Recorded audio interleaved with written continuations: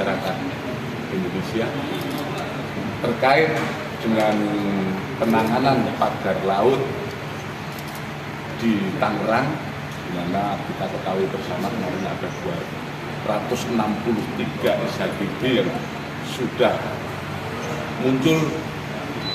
Pada kesempatan ini Direktorat Tindak Pidana Umum Barreskrim Polri akan menyampaikan perkembangan penanganan perkara tersebut. Dari penanganan perkara tersebut, hari ini telah dilaksanakan gelar perkara di mana kita sudah mengumpulkan berbagai alat bukti terkait permasalahan tersebut. Kemudian dari hasil gelar perkara,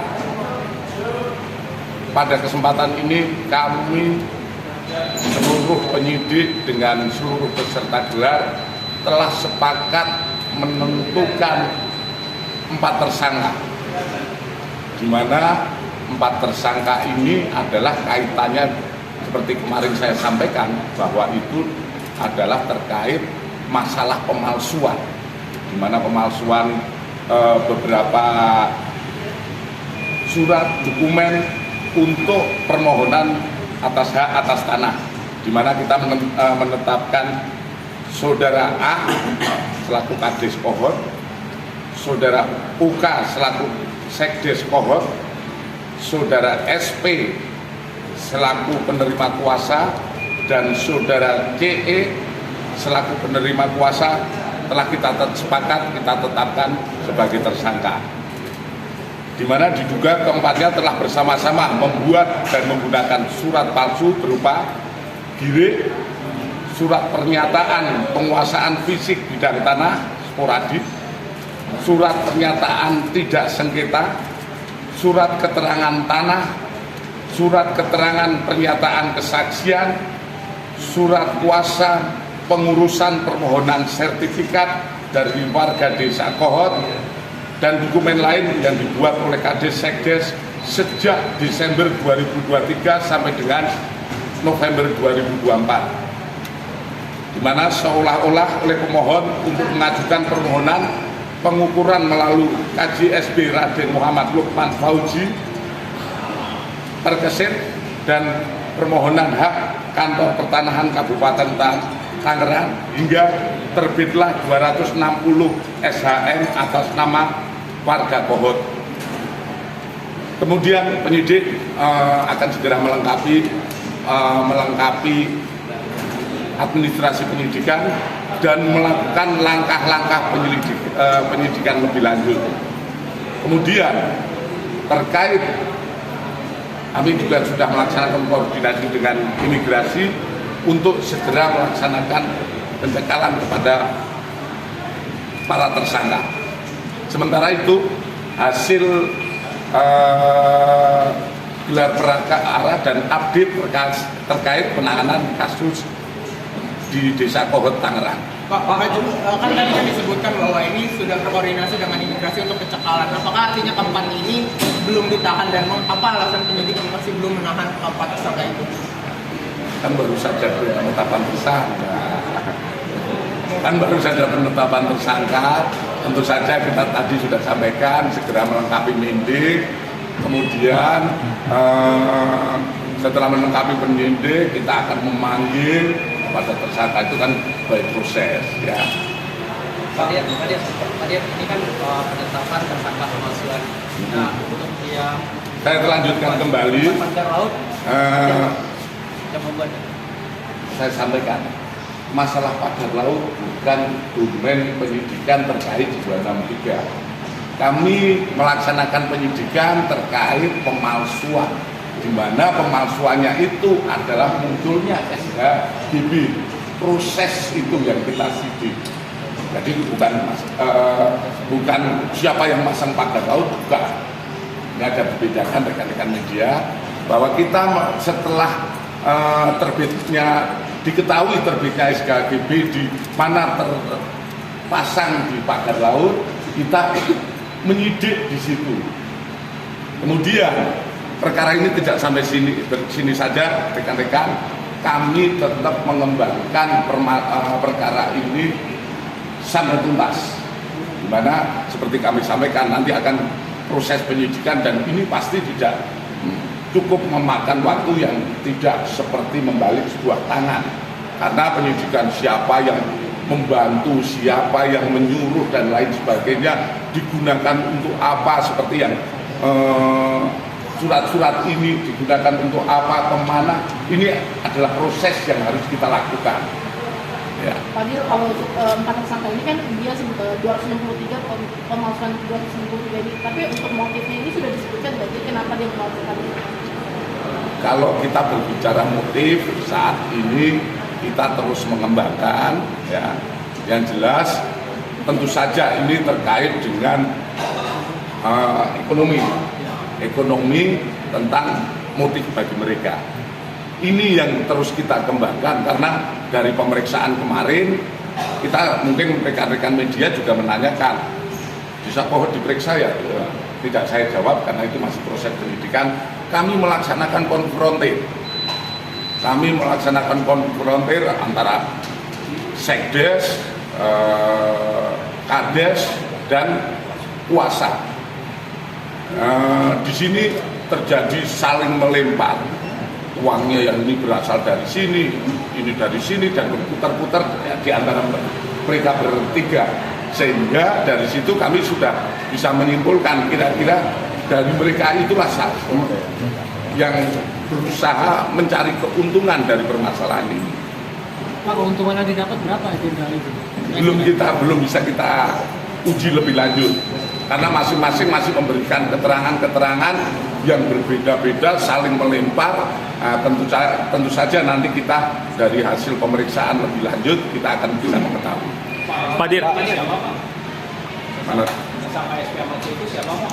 Lanjut kita akan bisa mengetahui. Pak Dir, Mana? Sampai SP Amat itu siapa Pak?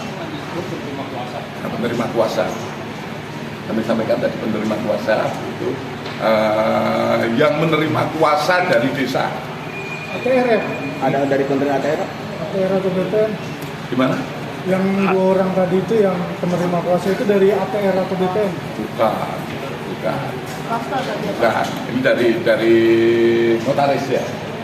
Itu dari penerima kuasa dari orang pemohon yang mungkin juga disampaikan mungkin seperti beberapa yang disampaikan oleh Kepala Desa Kohot menyampaikan saya diperalat oleh saudara S atau apa, ya itulah orangnya.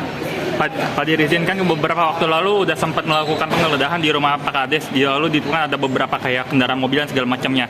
Apakah nanti juga bakal menyusut ke dugaan TPPU-nya nantinya? Kita lihat lebih lanjut ya. Kita lebih lanjut. Kami saat ini masih konsentrasi pada proses penyidikan pemalsuan. Ya. Kalau masalah TPPU kita akan kembangkan lebih lanjut. Dan kita tetap melihat kepada hasil pemeriksaan lebih lanjut, itu yang akan kita lihat lebih lanjut. Ya. Kapan pemeriksaan ini? Kapan pemeriksaan? Secepatnya. Pak Dir, kan kemarin di penggeledahan kemarin kan disebutkan ada penyitaan transaksi keuangan dan rekening. Nah itu sudah ada update-nya nggak sih Pak Dir, berapa total rekening yang disita dan nilai rekening yang Belum ada. disita? Tadi Kades sama Sekdes ini udah diungkap belum? Siapa yang meminta mereka memalsukan? Nanti akan kita kembangkan. Jadi kita seperti beberapa kali saya sampaikan bahwa kami melakukan penyidikan secara profesional.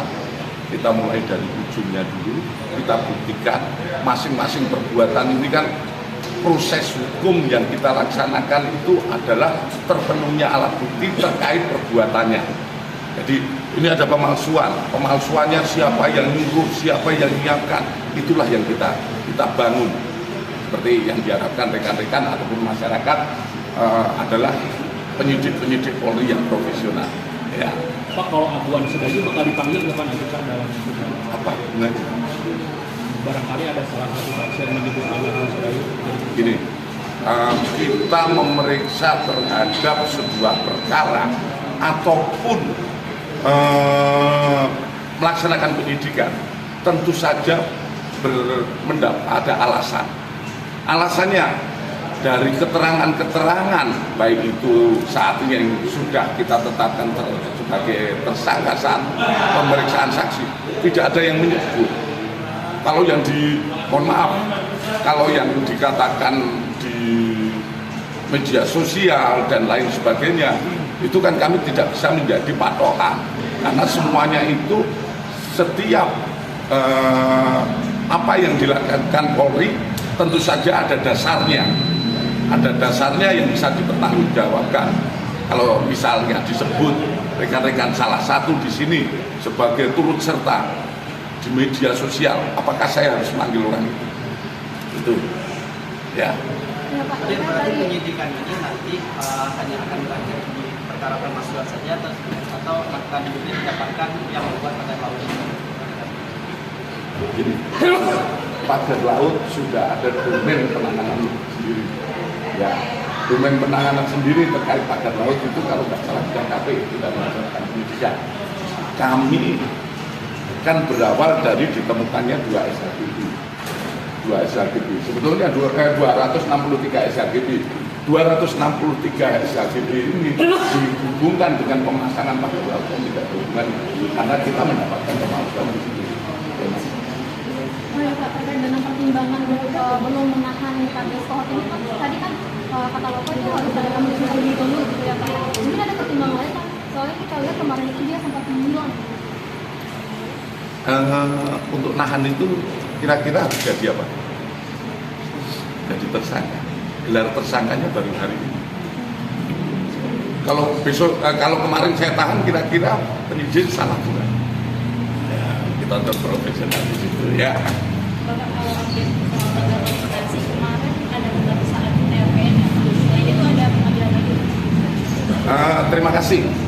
Kami sampaikan terkait perkembangan penanganan pagar laut yang di Bekasi, seperti kemarin sudah saya sampaikan bahwa sudah ada laporan polisi oleh BPN, Kementerian BPN, di mana kemarin sudah diperiksa 10 orang saksi termasuk dari pihak pemohon. Sudah kita periksa. Kemudian di samping LP tersebut, proses lidik yang dilakukan oleh penyidik Direktorat Tindak Pidana Umum, kita juga mendapatkan hal yang serupa, di mana dilakukan yang kami juga dilakukan oleh PT MAN dan PT CL, di mana lokasinya itu tidak di satu area yang dilaporkan oleh BPN, tapi berdekatan di desa lainnya. Saat ini penyidik sedang mengumpulkan baik itu keterangan maupun berkas-berkas yang berkaitan dengan itu. Dan tadi pagi kami sudah berangkatkan tim, mungkin sampai beberapa hari ke depan, untuk mengecek semua itu. Ini perkembangan yang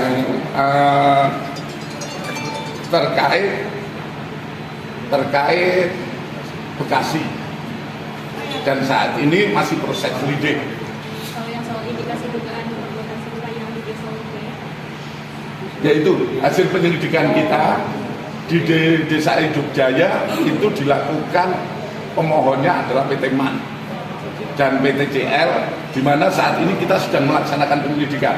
Tim sudah turun ke TKP, sedang ngecek semua. Dan